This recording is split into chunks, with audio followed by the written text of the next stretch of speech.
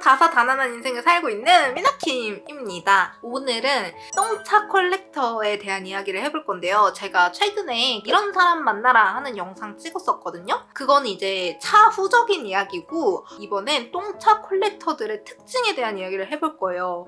제가 그 유명한 똥차 컬렉터인데 저는 이제 저의 단점을 알고 있단 말이에요. 근데 되게 최근에 깨달았던 것 중에 가장 큰 게 있었어요. 저는 약간 제가 거절도 잘 못하는 성격이고 누군가에게 이렇게 싫은 소리 이런 거 잘 못하고 이런 성격이어서 그런 사람들을 만난다라고 생각을 했었거든요. 왜냐면 대체적으로 고백을 계속 하는데도 저는 거절을 하는데 계속 고백을 하는데 그걸 거절을 마지막에 계속 못해가지고 어쩔 수 없지 하면서 이렇게 사귀는 경우도 있었고, 그러다 보니까 내가 이런 좀 거절하지 못하고 이런 성격 때문에 그랬나 보다라고 생각을 했어요. 물론 지금은 잘합니다. 근데 예전에는 못했거든요. 그래서 그런 부분이 조금 문제가 있을 수 있다라고 생각을 했는데, 얼마 전에 친구랑 이야기를 하다가 친구가 딱 정리를 해서 말해주더라고요. 왜냐면 걔는 옛날부터 내 연애를 쭉 봐왔던 친구잖아. 그리고 나 고등학교 때 친구거든요. 그러니까 얘가 나에 대해서 한마디로 정리를 해줬어. 너는 그 연민을 갖다 버려야 돼, 이러는 거야. 야, 내가 무슨 뭐 그렇게 연민이 있는 사람이야? 아니라고. 너 전에 누구 만났을 때도 그렇고 누구 만났을 때도 그렇고 뭐 그 사람이 이렇게 힘들어하는 상황이어서 불쌍해서 이것 때문에 자꾸 네가 그 사람들한테 호의를 베풀고, 그러니까 그 사람들이 오해를 하고 이러니까 자꾸 이렇게 사귀게 되잖아, 이렇게 이야기를 하는 거야. 근데 생각을 해보니까 다 맞는 거야. 그때 약간 알았죠. 아, 내 쓸데없는 연민의 감정을 집어넣어야겠구나. 친구가 나한테 뭐라 그랬냐면, 야, 제일 불쌍한 건 네가 제일 불쌍해. 근데 네가 자꾸 불쌍한 사람들 도와주고 막 이러려고 하니까 이상하게 엮이는 애들 만나가지고 자꾸 똥차 만나는 거 아니야. 나한테 막 이렇게 이야기를 하는 거야. 근데 진짜 생각을 해보니까 너무 맞는 거야. 그래가지고 제가 그 이야기를 듣고 이거를 꼭 이 영상을 찍어야겠다라는 생각을 했거든요. 똥차 컬렉터인 분들의 가장 큰 특징 중 하나로 뽑히는 게 약간 구원 증후군, 나이팅게일 증후군 이런 거거든요. 누군가를 내가 어려운 상황에서 변화를 시켜줘서 저 사람이 행복하게 살 수 있게끔 해줄 수 있다라는, 더 나은 환경을 제공할 수 있는 특별한 사람이다라고 생각하는 경우가 있어요. 근데 여기서 또 중요한 게 있어요. 저는 그렇다면 너는 구원 증후군이고 넌 나이팅게일 증후군이고 그런 쪽이야 라고 생각을 할 수 있겠는데 그건 아니에요. 왜냐하면 여기서 가장 크게 나뉘는 건 내가 특별한 사람이기 때문에 저 사람의 환경을 바꿔주고 저 사람의 성격을 바꿔주고 저 사람에게 막 더 나은 삶을 제공해 줄 거야 라고 생각하는 게 약간 그쪽이라면, 저는 그 사람들에게 그렇게 나은 생활을 제공해 주고 그 사람들을 바꿀 거라는 생각을 안 합니다. 저 사람에게 더 나은 환경을 나랑 잠깐 만나는 동안은 줄 수 있겠지. 그치만 애초에 저 사람의 성격과 저 사람의 상황을 내가 바꿔줄 수 없다라는 걸 정확하게 인지하고 있어. 근데도 그냥 그런 사람들을 만나게 되는 거는 그냥 불쌍하게 보기 때문이야.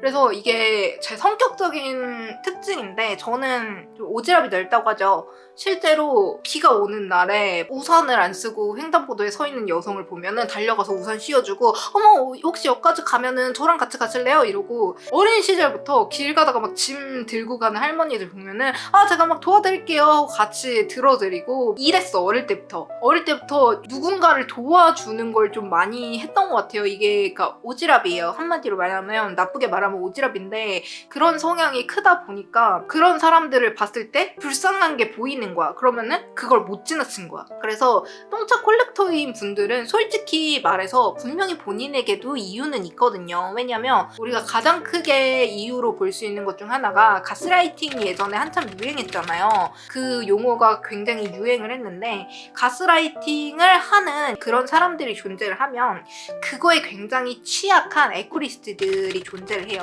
이 사람들 같은 경우는 뭐 강압적인 부모 밑에서 자랐다거나 학대에 노출되어 자랐다거나 하는 분들이에요. 그래서 누군가가 나쁜 행동을 하는데도 그거를 자기가 나쁜 대우를 받고 있다는 걸 인지하지 못하고 그 사람들이 그렇게 하는 게 자신 때문이라고 생각을 하고 자신을 계속 갉아먹는 분들을 우리는 에코리스트라고 합니다. 어떻게 보면 선량한 피해자야. 근데 나쁜 사람들은 그런 사람들을 잘 알아보거든요. 동물의 감각인 거야. 동물적 감각으로 이런 가해자들은 피해자를 고릅니다. 그래서 실제로 나쁜 일들이 생기는 사람들은 꼭 그 사람들한테 계속 안 좋은 일들이 생기는 편이거든요. 말도 안 되는 나쁜 일들이. 근데 그런 분들이 보면은 그런 환경 속에 많이 노출되어 자라다 보니까 이렇게 위축되어 있고 아니면 과하게 밝고 그러면서 자신을 좀 많이 돌보지 못하는 그런 사람들의 성향일 확률이 커요. 그래서 똥차 콜렉터라고 하면은 뭐 본인이 사람을 볼 땐 여러 가지 면을 봐야 되는데 한 면만 보고 뭐 예를 들어 얼굴만 보고 또는 이 사람의 재력만 보고 막 그런 식으로 하나만 보고 만나니까 뭐 그런 거 아니냐라고 나쁘게 말하는 사람들도 있거든요. 근데 나는 그거 진짜 이해되지 못해. 그 사람들은 겉만 보는 거야. 진짜 짧은 단면 몇몇의 그런 사람들만 보고 이야기를 하는 거라고 생각을 하거든요. 실제로 진짜 이렇게 똥차를 많이 만나는 사람들을 보면은 제가 봤을 때는 이렇게 조금 연약한, 취약한 부류의 심리를 가지고 있는 분들이 있을 수 있고요. 거절 못 하시는 분들. 제가 그랬거든요. 거절 못하고 맺고 끊는 거 잘 못하는 사람들. 그리고 이 경우는 조금 다른 경우인데 굉장히 스펙타클한 연애만 즐기는 경우야. 왜냐면 처음 연애가 사실 굉장히 중요해요. 여러분들의 삶에 있어서 처음은 굉장히 중요하단 말이에요. 그 가치관을 형성하는 데 있어서 굉장히 중요한데 첫 연애를 너무 강렬하게 했던 사람인 거야. 그러니까 다음 연애를 할 때 그 순탄한 연애를 하지 못하는 거야. 사랑 싸움 오지게 하고 엄청 막 화해를 극적으로 하고 이런 것들을 경험을 해본 사람이거든. 그래서 이런 사람은 시시한 연애라고 생각을 하는 거야. 평화로운 연애가. 근데 이거는 사실 나이가 들면 바뀌어요.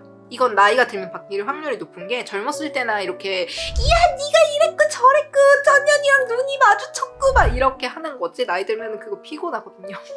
그래서 이런 경우도 있고 또 한 가지 특징 중 하나가 뭐냐면 사람을 만날 때 오랜 시간을 거치지 않고 빨리 만나는 사람들. 우리는 흔히 말해 금사빠라고 하지만 조금 다른 느낌이 뭐냐면 사랑에 빠지지 않았어도 저 사람은 또 한번 만나보지 뭐 경험이잖아 뭐 이런 식으로 할 수도 있고 저 사람 괜찮은 사람인 것 같으니까 만나보자 하는 사람들. 그렇게 사람에 대해서 제대로 알지 못하고 빨리 만나는 경우, 그런 경우도 똥차를 만날 확률이 커요. 왜냐면 사람은 자신의 모습을 꾸밀 줄 안단 말이에요. 모든 사람이. 그러니까 겉으로 꾸미는 것뿐만 아니라 뭐 내가 격식 있는 자리에 나가야 되면은 조금 조신하게 하는 모습도 있고 하지만 실제 성격은 이런 게 아닌 거야. 그 모습을 우리는 걷어낼 시간이 필요해요. 그치만 그 모습만 보고 만나버리는 거지. 그래서 나중에 알고 보면은 똥차인 거고. 그런 경우가 있어요. 그래서 사람은 자고로 오래 보고 만나야 돼요. 기본적으로 약간 내 생각에는 가장 중요한 건 일단 나부터 내 문제점을 알고 나부터 나를 좀 제대로 알아야지 모든 연애가 좀 편해지는 것 같아요. 똥차를 안 만나려면 가장 먼저 내가 어떤 특징의 성향이 있고 그 특징을 어떻게 없앨지 혹은 그 특징에 자극을 주지 않을 방법이 뭔지를 생각해 봐야 되는 거죠. 예를 들어 나는 내가 연민을 굉장히 빨리 느끼는 타입인 걸 알고 있잖아요. 그렇기 때문에 뭐 어떤 사람이 나에게 불쌍하게 다가오더라도 내가 이 사람에게 더 이상의 큰 연민을 줘서 이게 연애 관계로 발전이 되지 않게끔 하기 위해서 거리 두는 방법을 배우는 거야. 거리 두는 그런 스킬을 배우면은 내 문제에 대해서 내가 알고 있기 때문에 그걸 보완해줄 그런 스킬을 배우는 거죠. 그러면은 불쌍한 척하는 그 똥차를 걸러낼 수 있는 스킬이 하나 생기는 거지. 나에 대해서 알아야지 내가 어떤 스킬을 배워야 되는지를 알게 돼요. 연민이 강하신 분들은 좀 상대방에게 거리를 둘 수 있는 그런 스킬을 배워야 되고 거절을 못하는 사람들은 거절을 할 수 있고 조금 거절을 했음에도 저 사람이 계속 강압적으로 나온다라면 그거는 자신의 의견을 무시하는 것이라는 걸 알아야 돼. 자기는 지금 존중받고 있지 못하다라는 걸 알아야 돼. 그걸 깨닫고 이러한 스킬을 또 배워야 되는 거지. 그리고 좀 시간을 오래 갖지 않고 연애를 하시는 분들은 최대한 시간을 오래 가질 수 있게끔 어떻게 해야 되는가, 다이어리로 뭐 오늘 이분을 만나는데 이분이 어떤 행동을 했다, 어떤 부분은 좀 거슬리는데 어떤 부분으로는 좋은 것 같다 라는 것을 계속 적어가면서 조금씩 그 만나는 기간을 늘리는 거야. 본인과 본인과의 약속을 하면서 그런 식으로 스킬을 늘린다거나 늘리거나 본인의 이 취약점에 맞는 스킬을 늘리셔야 되거든요. 이렇게 많은 자신의 취약점을 좀 제대로 알고 자신의 취약점에 맞는 스킬을 이제 능력치를 올리셔서 좀 이제는 똥차를 안 만나기를 바라봅니다, 여러분도. 이 영상이 좋았다면 구독 그리고 좋아요 눌러주세요. 안녕!